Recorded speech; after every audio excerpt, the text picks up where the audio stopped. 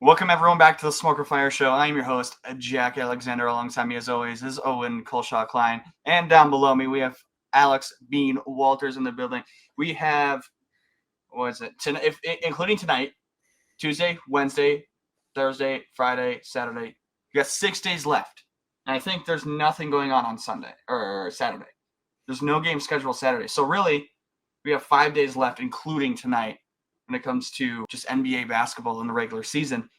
So what's coming up here is the NBA awards. So we have our own NBA awards. So basically what this is about is we're going to do what we would do. So like if we had a vote and all three of us will have a vote, what would my vote be for Rookie of the Year? What would Alex's vote be for Coach of the Year? What would Owen's vote be for Defensive Player of the Year, et cetera, et cetera. And if you are number one, then you get 3 points. If you're number two, you get 2 points. If you're number three, you get 1 point. We're going to add it all up, and we're going to have a consensus Smoker Fire Rookie of the Year. We're going to have a consensus Smoker Fire Coach of the Year, Defensive Player of the Year. We're going to get into Sixth Man of the Year. We're going to we're all white people, so of course we need to shout out the white men. White Man of the Year, our first ever annual White Man of the Year, Most Improved Player, and MVP at the end.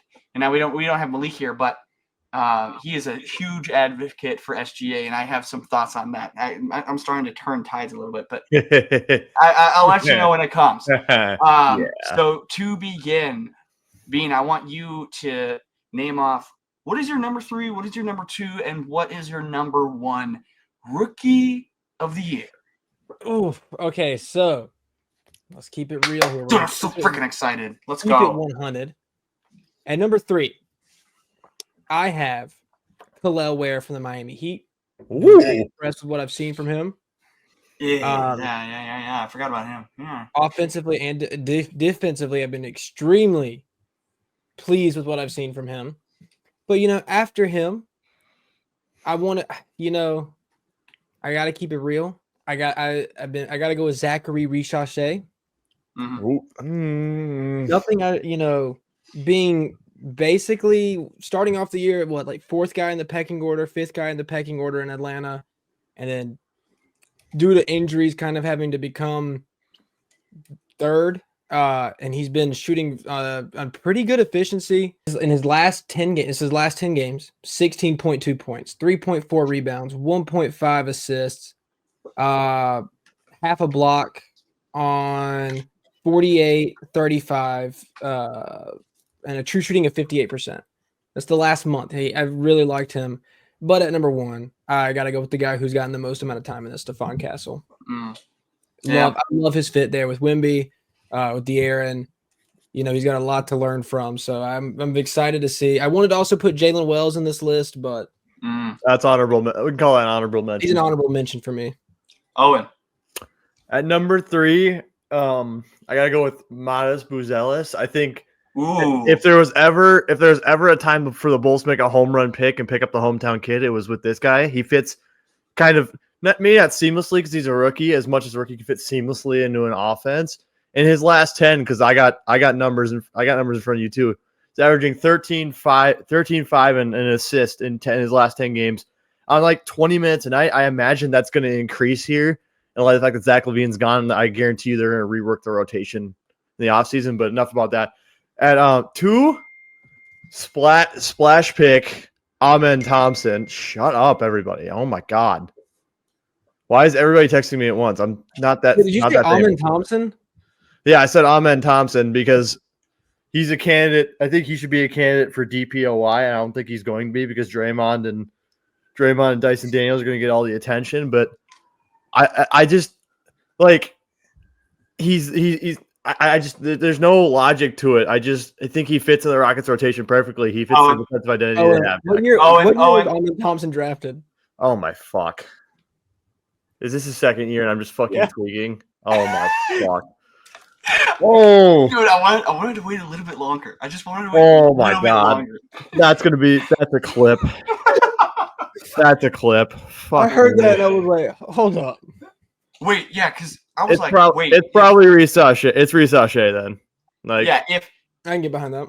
first Yeah. thought, I was like, I didn't even I- think like, oh yeah. I was like, wait, why didn't Bean have him? Because I certainly don't have him. yeah, I And did. then I saw your face, and I'm like, okay. It didn't register. Yeah, it just completely didn't register in my brain for The some fact reason. that you don't have Amin number 1 from that stat is insane. By the way, I just want to let you know. Okay, well, yeah, Reece Sachet is 2. Number 1 is Steph Castle. I mean, that feels pretty consensus there. I don't really need to explain that one because he already had a role in the team. That Wemby went down with the blood clots and his role increased. So that's my number 1 is Steph Castle. Number 3, and this is a guy that's been starting actually pretty much all season, not every game. He's only started 73 out of the 78 that he's played. 26 minutes a game, 10.5 rebounds, or 10.5 points, 2.3 rebounds. Jeez, I'm struggling here. 3.4 rebounds, 2.4 defensive rebounds. I'm sorry. 1.7 steals. This is the man from Memphis, Jalen Wells.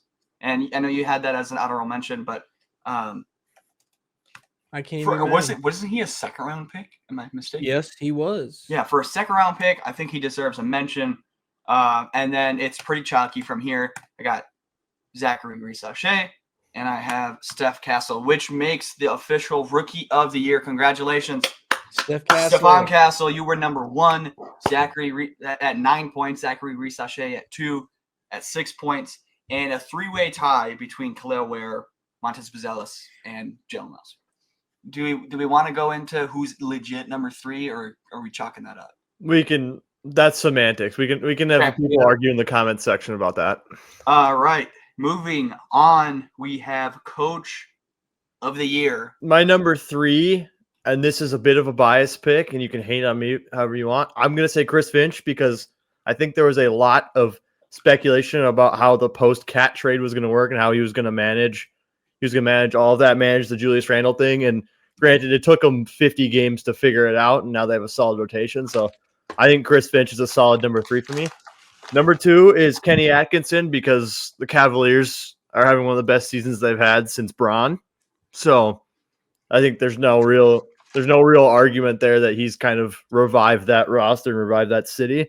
Now, are they going to go win a ring? I don't know, but they certainly look like they're going to run. But number 1 for me is JJ Redick for the same kind of reasons as Chris Finch.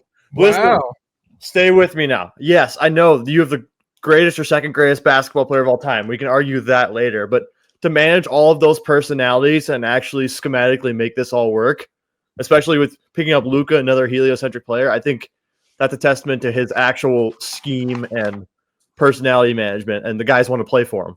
I don't think they wanted to play for Darvin Ham. They actually want to play for him. So my pick is JJ Redick. You know what? Hey.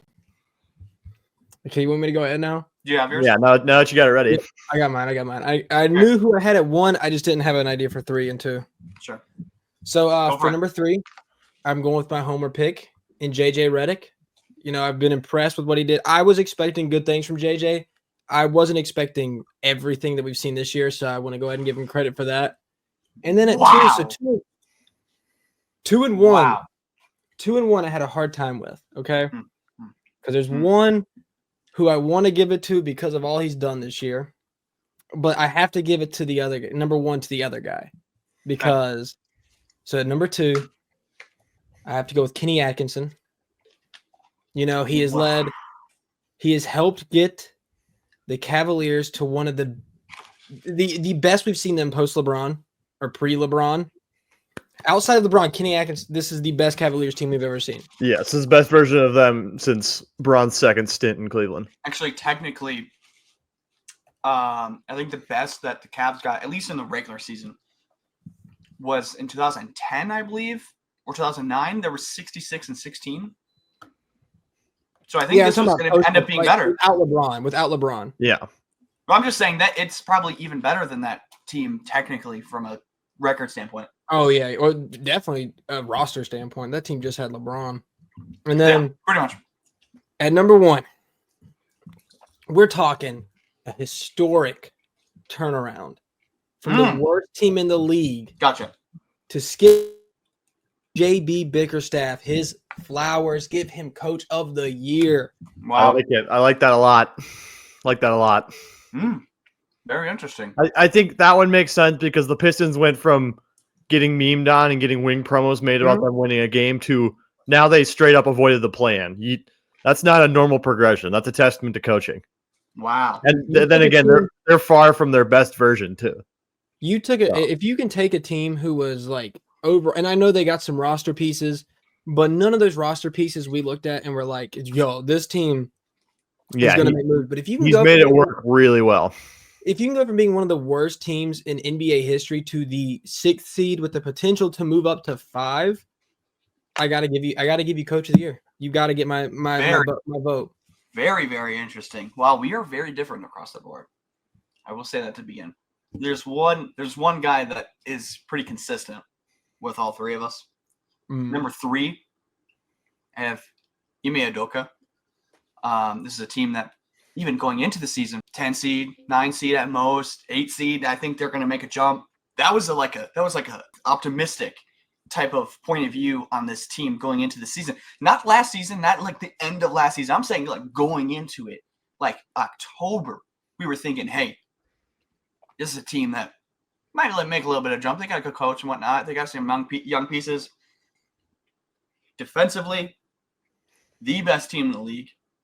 Offensively, Ime Udoka is also had such a great influence on that, especially with the 2 big lineup. That's something we don't really ever see. Oof. And the downfall of the Warriors right there is going up against the Rockets in the first round. So hopefully we go against the Lakers, to be honest, because we match better. We match better. Yeah, but you don't want Luka in a 7-game series. But again, we'll argue about that. Well, you don't want Jimmy or Steph, so yeah, that's the point. We can argue about that. We can argue about that in the playoff episode. So Ime Udoka is going to be number 3 for me. Number 2, I haven't heard you guys say this guy's name once. You could 64 and 14. Really? And not one mention? Not one mention? We're talking Mark. Yes, sir. Yes, sir, we are. That's number 2 for me. Yeah, I can't be mad at that. It's one of those things where the way you exclaimed, I thought he was going to be your number 1, but carry on. Negative. My number 1 is the other 1 seed, and that's Kenny Atkinson. Can't hate it. For the Smoker Fire Show, our official coach of the year will be Kenny Atkinson at 3, 5, 7 points. Then we have at number 2, we have JJ Redick at 4 points. And at number 3, we have JB Bickerstaff at 3 points. At least he's in the top 3. Yeah. When you said that, I'm like, okay. I kind of forgot about Ime. Ime would have been on my list, in honesty, if I thought about that. Yeah. Congratulations, Kenny Atkinson. You are the coach of the year for us. Moving on, we have Mr. Defensive Player of the Year, Mr. Beam Walters. Yes. Number 3 for Defensive Player of the Year. So I thought about this, I got to give it I got to be real. I'm going to give it to Draymond Green. Draymond Green is 3rd for my Defensive Player of the Year. I know he was the betting favorite at one point. He's not my favorite. But, I'm very impressed with what I've seen from him. He's been a defensive player his whole life, so it's not really surprising. Then at 2, I have what would now be 2-time Defensive Player of the Year if he wins it, Jaren Jackson Jr. Because he's been the biggest bright spot for the Grizzlies this year. And then at number 1, Evan Mobley, the best player on the Cavs. Don't at me. Ooh, hold on. He's not your best scorer, but he is. I will die on that hill that he is the better player. All you needed to say was will be come next season, and I'd be like, yes. I think he's there now. Well, I mean, outside of Kenny Atkinson, what else changed to make them such a great team? What do you mean? Donovan Mitchell. He's the cornerstone. He was there last year, though. Yeah, and they made the first playoffs since LeBron. Yeah, and then they made another jump.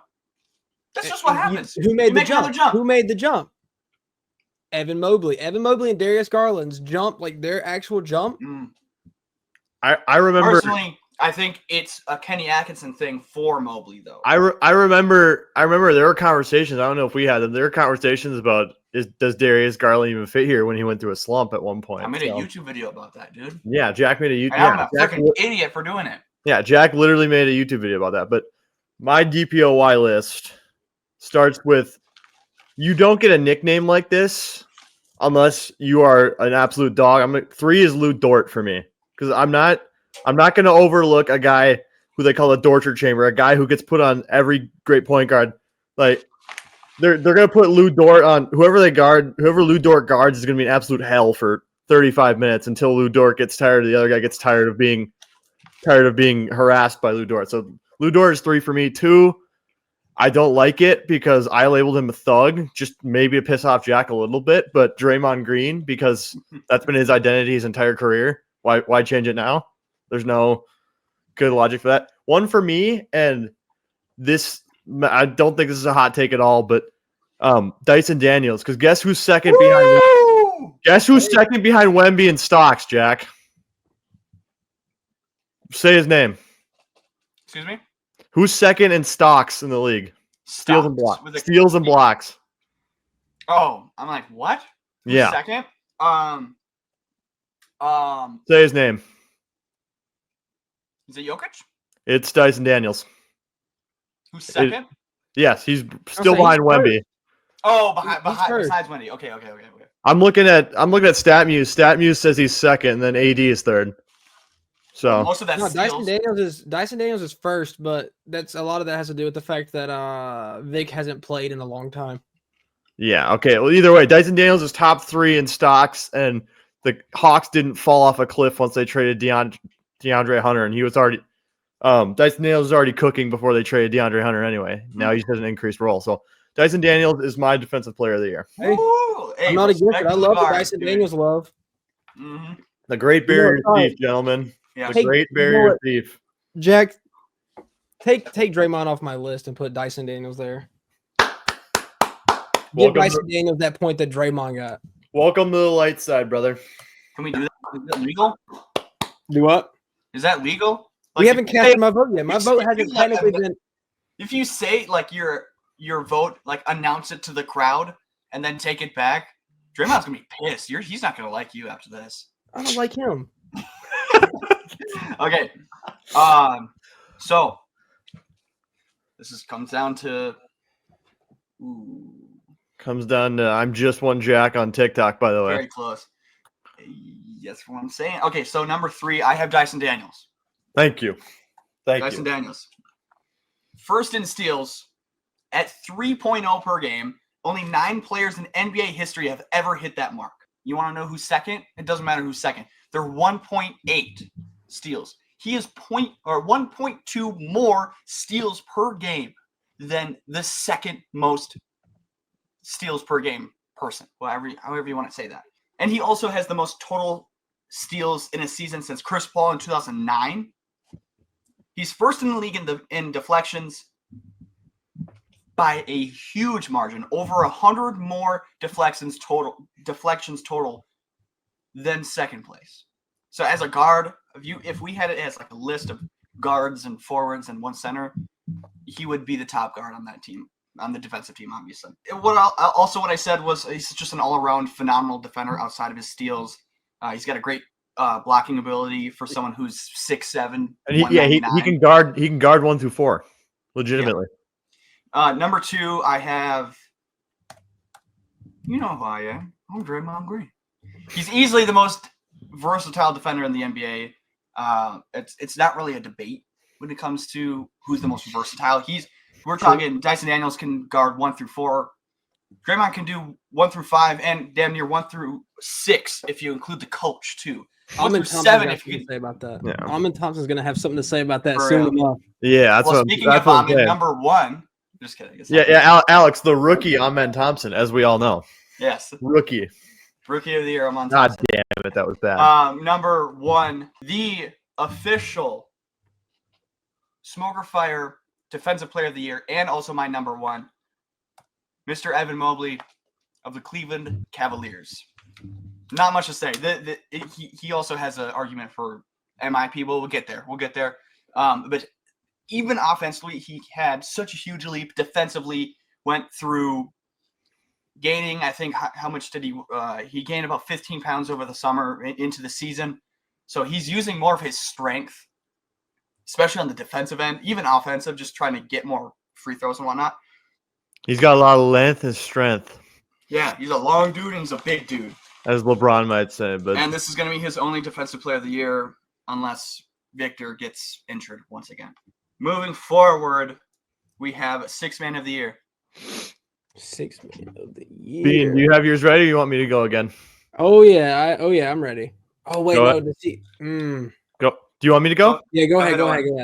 Sixth Man of the Year. Number 3, Malik Beasley. Again, I needed a third, and he made the most sense to my brain because the Pistons have made a leap, and everybody contributes to that.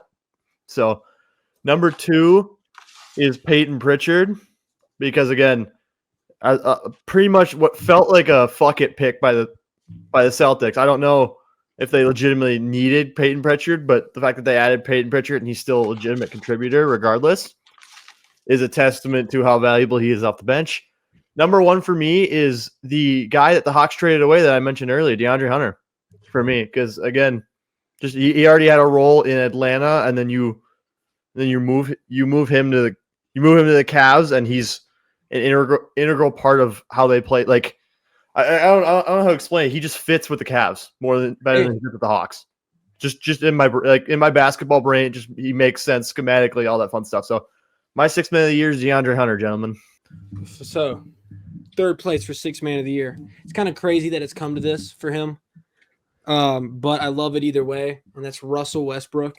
Ooh. He started half the games. He's on the betting odds. He classifies as a Sixth Man of the Year candidate. That's what are the criteria for that? Because if you start X amount, like Naz Reid last year, like people he's not Sixth Man of the Year because he started. So like. Hold on, I'm going to look it up real quick because I actually don't know. There's got to be criteria for it because I remember people were arguing about whether Naz Reid was Sixth Man of the Year because he came off the bench, and then Cat went down and Naz Reid was our starting 5 for extended period of time. So they must come off the bench more than they have started, and Russ 50-50. is at 50-50. So he might actually lose that since Jamal Murray is out. So because of that, we'll remove him. Okay. Because by the time, as of right now, he would have been eligible, but by the time it's over, he won't be. So I will replace him with my number 4, who would have been my number 4, with Malik Beasley at 3. Valid as hell. He's finally found a home, and I am proud of Malik Beasley. Yeah. So, at number 2, I have Ty Jerome, another Cleveland Cavalier. You can't guard me. You're trash. Ty Jerome, the fact that I don't know what's he still shooting right now. I'm curious. I don't know. I just remember seeing that clip of him. I don't remember who he was chirping, but he's like, "Your ass." He's like, "You straight up can't guard me." Was it Georges Niang? No, because they're on the same team, brother. Yeah, no, it was another one of those tall foreign dudes. Yeah, I just remembered. Yeah, he was saying he is. Oh God.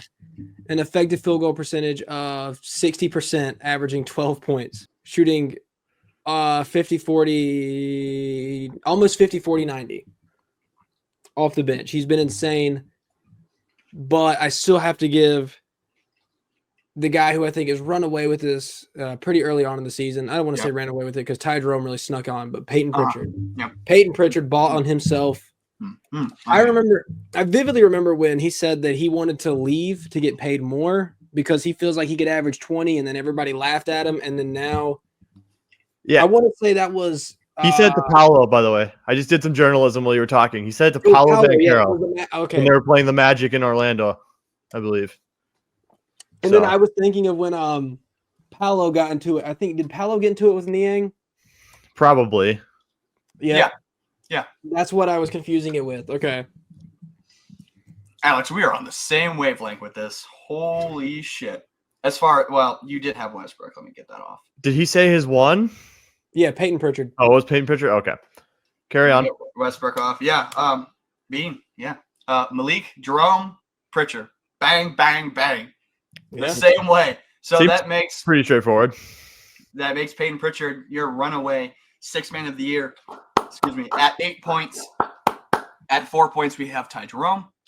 And at number 3, have shout out the Oregon Ducks. Shout out Peyton Pritchard. absolutely. Shout out Ty Jerome in Virginia. Oh my God, I forgot he went to Virginia with DeAndre Hunter. Yeah. And Malik Beasley tied at number 3 with 3 points. The moment we've all been waiting for. It's not the MVP. It's not the most. Yes. Yeah. We have White Man of the Year. Oh, and I want to hear you first, actually. I don't know if you want to hear it, brother. You don't want to hear it? If that wasn't a dead giveaway, number 3 for me is Sketch. Because Wait, I thought we were just doing NBA players. Oh, I'm NBA. going to change it up now. White Man of the Year was in general, Jack. That was in general. Did you we only specified NBA that. players? Do what? We Yeah. can go back to the text messages. Is it just NBA players?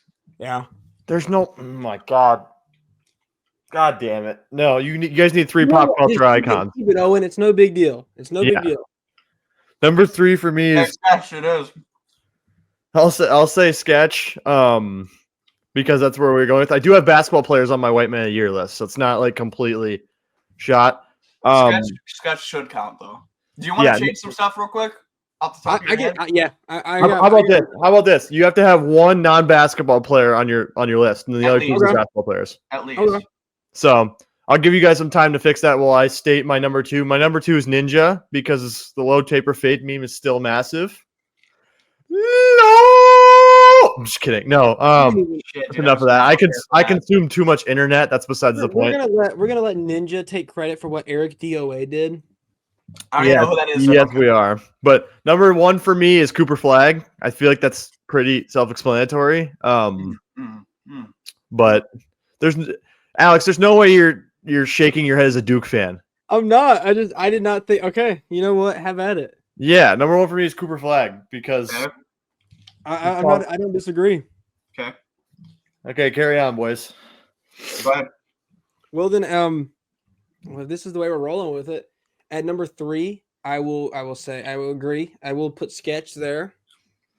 Sketch was huge, you know. Then at number 2, because I didn't know that this is the way we're rolling with, so I have Austin Reeves. You know, he has done nothing but improve, and I love him for it. Yeah, I'm mad I missed that. Austin Reeves is on the list. I'm mad I missed on that one. Carry on. And oh man, I've already said it, so I'm not going to change my vote. But I got to give credit to that boy from Kentucky, Tyler Hero. I want to give it. And before you want to get Jimmy Butler was not playing, and Bam sucked. Now keep in mind the Heat do suck now, but Tyler Hero was keeping them afloat. Keeping them afloat is a very loose term, but yes, that I'll give credit. They were a playoff team. They were completely fine prior or before the Jimmy Butler trade happened, and then they got players who they just suck with, and then they've gotten completely worse. Yeah, that's fair. That's valid. Jack? I mean, white man that wasn't MVP now is or not MVP All-Star, but now is All-Star. Because if that's the case, I'm not mad at it. Oh, I thought you were talking about. Never mind. I'm not mad at it. No, I'm not mad at it. Number 3, I have that Laker, Austin Reeves. Look at that white man go. Look at that white man go. That's all I need to say. Number 2, I did change it. What I did have was Nikola Jokic just because his MVP thing. But now I have Sketch. I have Sketch at number 2. What a hell of a year, man. Can we talk about that? Yeah, he blew up, then got some stuff leaked, and then faced those allegations, and then made that into a giant meme. So and everyone just accepted him still. Yeah. It's insane. Number 1, I have the man that was on the right side of the craziest trade in NBA history. Number 1 is Luka Doncic. What a year. Just in the news, just how he's been playing in LA. Was in the finals last year. I mean, come on. What more do you need? So Luka Doncic is number 3, which makes us our White Man of the Year.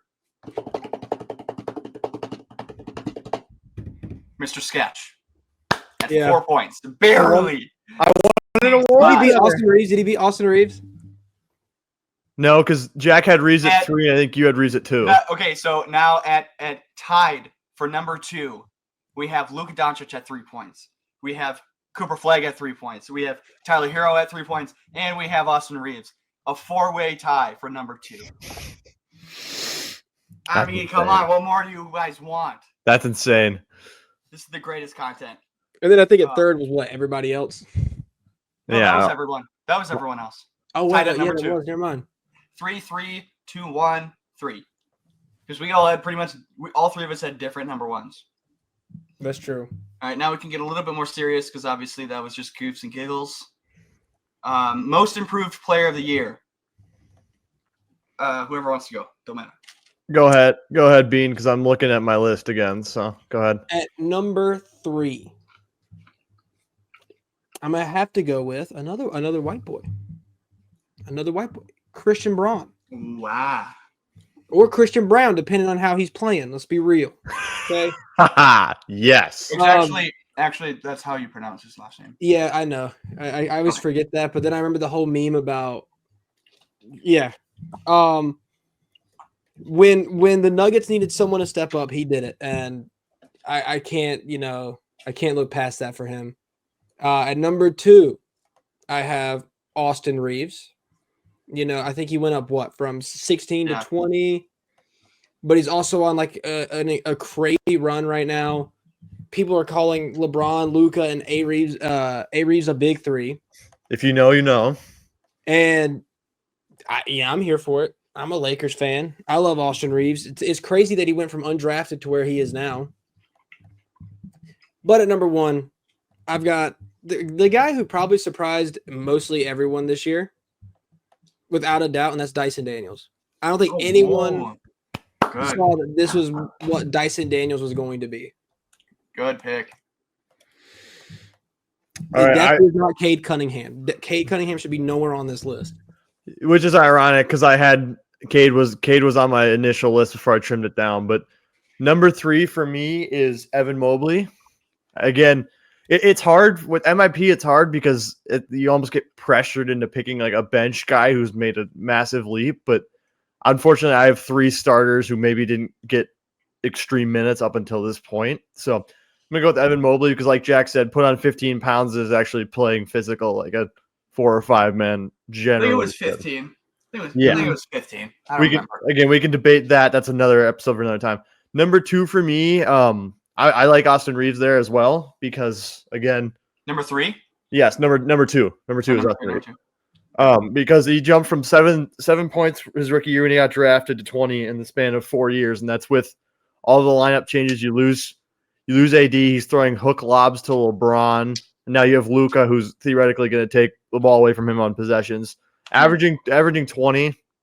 Again, I can't ignore that. And then number 1 for me is also Dyson Daniels because again, literally, it was. I'm going to be honest. Cade was 1 or 2 for me, but I had to swap him out for Dyson Daniels because the Pistons tax on Cade, the fact that Cade is a starter and number 1 overall pick who's expected to be good. So I'm going to go with Dyson Daniels because he saved the Hawks' defensive identity because they pretty much didn't have one until he started breaking out. So, wow, Dyson Daniels officially at 6 points right now. Austin Reeves at 4, leading number 2. I have one honorable mention that I want to talk about. I don't really have a lot to say about him just because I didn't have him on the list. I just have him as an honorable mention. Denny Advia. Denny Advia? Oh, okay. I like that. Denny Advia. Okay. Honorable mention. Denny up there. I didn't have anything to say about him, and that was just after I had everything up. But I just did want to mention his name. He's quietly been hooping in Portland, and nobody's paying attention to Portland. Yeah, no one pays attention to Portland. No one's paying attention to Portland because it's Portland. So, number 3 is the ultimate NBA nerd pick for most improved player, in my opinion. He is 3rd in the league in total transition points, only behind Shea and Giannis. He's 9th in transition points per game, so he's 3rd in total, but 9th in points per game, and that man is Christian Braun. It's just a huge bump for Jokic in his MVP case because of how he's just such a floor raiser with everyone, and that's just a huge example of his playmaking with Christian Brown, and his role just significantly improved in general, and he took advantage of that. Though. Number 2, I have that man from Cleveland, and that's Evan Mobley. He can just create more than he has ever. Percentage of assisted shots have gone down with every form of scoring. So last year, his shots off assists were 74%. This year, it's 69%. So that has gone down. So he's creating more for himself. His rim shots around the rim, he's 70% off of assists this year, 75% last year. So again, another all the way down. He's only 49% of his mid-range shots were off of assists this year. 49%. Last year was 66%. And 89% of his assisted shots from three-point range. That's how much it was this year, 89%. Last year was 100%. 100% of all of his three-point shots was off an assist. And also last year he was 35% from mid-range. This year is 43%. So just everything has improved offensively, and then obviously defensively has improved significantly. I had him Defensive Player of the Year. So with that, he's number 2 on the list. And at number 1, none of you said this. Not one of you said this guy's name. And that guy's name is Norman Powell. He's not eligible. How? Because of his injury. He lost his eligibility for it. That's why I didn't put him. Damn. I didn't. Is that recent? Because he's played. Let me see. He has played only. Where's the? I thought he was gonna make it. Yeah, he's only played 57, and he needs to play. All right, Evan Mobley, you're number 1 then. God damn it. That means Christian Brown, you're number 2, and I'll put Dyson Daniels number 3. Actually, no, I'm gonna put Denny. Screw you guys. That's fair. Give him a point. Give him a point. You're not getting an argument there. Okay, so number 1, the most improved player of the year. That sucks, man. He deserves that shit. Dude. I did. It does, yeah. It does. Oh man, I had so many things written down for him. Damn. Okay, doesn't matter. Well, you can pop him off if you want to. Give him some praise. Oh, okay. Yeah, I'll do that. So before the All-Star game, Powell was the only non-All-Star to average at least 24 points a game on 60% true shooting. And since then, it's kind of dipped just simply because Kawhi came back. And if LeBron didn't wait until the last minute to talk about his sore foot, he would have probably been an All-Star this year. So Norman Powell was the guy that would have replaced Braun, correct? Yeah. Also, Clippers have a higher win percentage without Kawhi Leonard than they do without Norman Powell. I mean, that's just absurd. I'd hope so, because Kawhi has he's healthy now. Kawhi has been averaging 20 points at least a game since he's come back. What I'm saying though, he has literal degenerative knees that are going to give out on him at some point. So don't say that. I want to see playoff Kawhi healthy. I do too, but no, you don't, because he's going to face the Wolves. I mean, I want to see playoff Kawhi healthy. I don't care who he plays. I don't give a shit who he plays. Yeah, playoff Kawhi is one of the greatest things to ever watch. That's what I'm saying. Like, carry on. Mm-hmm. The last and most controversial one on this list. Yes, sir. The MVP, the moment we've actually all been waiting for. I feel like we're all going to have a consensus big thing. Yeah, but I feel like the arguments for other players are going to get out of hand. Actually, can I start off with this one? Yeah, go ahead. Okay, I don't have anything written down for number 3 because I feel like this is just, well, I guess they're all consensus. Number 3, I have Giannis. You don't have consensus. Carry on. Carry on. For real? I'm with you on Jack. I'm Jack. I'm with you. I don't know. I'm not. And what? Let me go after Jack. Because I don't have any stats on Giannis, so I can't speak on it. But like that feels very consensus. Number 2, yes, it's SGA. Number 1, Jokic. The reason why SGA is number 2. Okay. Well, let me start with Jokic, and then I'll go to SGA. I had a question for Malik specifically if he was here. I was going to ask him, would you have voted for Russell Westbrook, because he's the Thunder fan? Would you have voted for Russell Westbrook for MVP back in 2017? Because with that, he was a 6 seed, and Jokic is probably going to be some sort of 6, maybe 7 seed when it's all said and done, because he doesn't have the tiebreaker with a bunch of the teams. So he's also having just a much better season than Russ did, like all across the board. Jokic this season is 4th in box plus minus. Not this season. He's not 4th in box plus minus this season. He's 4th in box plus minus of all time, like in history.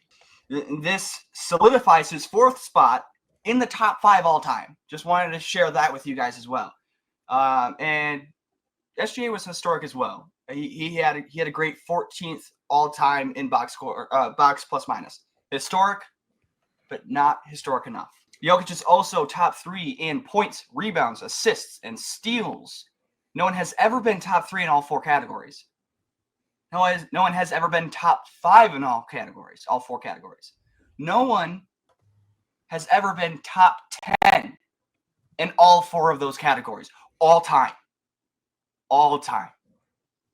So his offensive peak is probably top 3 of all time, if you could argue top 2. It's hard for me to say. It's not Curry in 2016, but through his scoring, playmaking, elevating other players like Russell Westbrook, for example, someone who's pretty much a hand-me-down toy, to now is the most polished that he's ever been. Hand-me-down toy is crazy. I mean, I don't mean to disrespect, but like this is just how it is. Well, it's not even that. I didn't think that's what you were going to use to describe him. I mean, you see him on the Lakers, Alex. I know you've seen him on the Lakers. God, don't even get me started. But see, that was just a fit thing. It was. But again, that's how he played, right? And then one more thing for Jokic, he is the 3rd player in NBA history to average at least 25 points while shooting 55% from the field and 40% from 3. The only other 2 players, can you guys guess? I want to see if you can guess. At least 25 again. So at least 25. He's the 3rd player in NBA history to average at least 25 points while shooting 55% from the field, 40% from 3. Who's the other 2 people? This is going to sound dumb, but it has to be one of the Rockets' James Harden years, right? Negative. Really? Averaging 25 points, shooting 50, basically what, 50-40? 55-40. Steph? Is it Steph? It's not Steph. It's not Steph. LeBron? LeBron in 2013 is one of them. Okay. Who is the other one? Jordan. It was not Jordan. And I will say, I'll give you a hint. Oh, I guess the 3-point shot there might. Yeah, I'll give you a hint. This player did it in 2021. Who was it? Is it Jokic again? That would be hilarious if I did that. To be honest, I wouldn't be surprised. Let's go. It is not Jokic. It's not Steph. I got nothing. Hold on, give me 1 second. Okay. 2021. It's not who you think it is. It's not who you think it is. It's not Giannis. It's not any of those guys. Yeah, definitely ain't Giannis. That 40. No, not for 3. No. I swear to God, if it's like Dame or some shit, I'm going to crack up. Dame has never been that efficient. He's been efficient, but not that efficient. That's what I'm saying. But I mean, bubble yeah, Dame was I give up. Dame was a He was a phenomenon. Brooklyn Net. Kevin Durant? Cam Thomas? Oh, KD. I could have, yeah. Dude, Cam, you look me in the eyes and tell me it didn't make sense. He went on a legacy run of like 30 games where he was just chucking. If Cam Thomas did that, that was not 2021. I would give a shit. I wouldn't be shocked if he did it in general. But that makes sense for KD, to be honest. That was his rookie season. It was 2021, 2022. I was going to say, I didn't even think he was in the league in 2021. I'm going to talk about SGA quick, and then we can move on. I'll do this quick. So the Thunder are plus, I hope I don't steal you guys' points. I'm sorry if I do. Thunder are plus 18.3, and this is about a week old, these numbers here, so it might differ a little bit. Thunder are plus 18.3 net rating with Shea on the court, plus 5.8 without him on the court.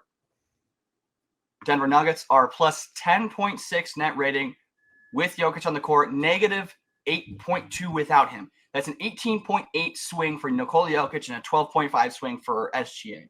So you can kind of argue, hey, okay, he has one of, if not the best net rating of all time, but as far as the swing goes and how you are valuable to your own team, Jokic blows him out of the water for that. 5 players in NBA history have averaged at least 33 points, 5 rebounds, and 5 assists on 60% shooting or more. This was MJ twice. This was Harden twice. This was Luka once. Okay? Only one of those 5 people all time, those 5 people, only one of them won the MVP, and that was Michael Jordan in 88. So kind of a comparison of like, okay, these numbers haven't really meant anything in MVP history. And yet Jokic still has a higher true shooting percentage at 65.9 over Shea's 64.5. So pretty much is who would you value more? Someone who elevates what would be arguably the worst team in the league to a contender, or an average team to the second? I think I have written down second greatest team of all time in net rating and the overwhelming favorite to win the NBA Finals. That's pretty much what it breaks down to, is what do you value more out of those two? Bean, you can go. Well, at number 3, I have Giannis Antetokounmpo. It's sad that he's having another great, like, historic season, but it's not being seen just because this is a 2-man race between Jokic and Shea. Yep. Who I have at 2 is Shea. I don't want to take away anything from him. He's having a fantastic, like, offensive season, one of the best seasons we have seen from a guard since what I want to say 2017 James Harden, or 2016 James Harden, or before that it would have been 2008 Kobe. So I mean, this has been a great season from Shea. Absolutely. And I hate to say it because it's not his fault that he is on such a great team. But Jokic takes number 1 because of his ability to elevate the floor of the Nuggets. The Nuggets without Jokic wouldn't be in the playoffs. Yep. And you know what? He owes this. He owes the reason that this is how the MVP is looked at now to Russell Westbrook. Because if Russell Westbrook did not get MVP for that, for that first time in OKC, MVP would still be best player, best team. Was that Russ's triple double average season, Yeah, or is that was his first? That was his first year. Yeah, first he one. did that Okay. 3 in a row. Okay. With Sabonis, Oladipo, who else was on the team? Andre Roberson was still there. Steven Adams, Enes Kanter, or Enes Freedom. Enes Kanter at the time. Garbage team. Yeah. So I will go. I'll make it quick because it's pretty similar list. 3 for me is Cat. And again, you're gonna call it a bias pick. Relax, Jack. Breathe. I respect it. Because he's playing in a Tom Thibodeau system again, and somehow he's upped his volume. Granted, the minutes and all the splits are going to kind of stay the same because his role's not going to change that much, but I think he's a more offensive center, and we understand that. So I think he fits the Knicks style of ball anyway. So that's a homer pick. I needed to give him some love. Jack, relax, because my 2 is SGA. And not because of the free throw merchant stuff, but he is legitimately having one of the greatest guard seasons we've ever seen. There's no denying that.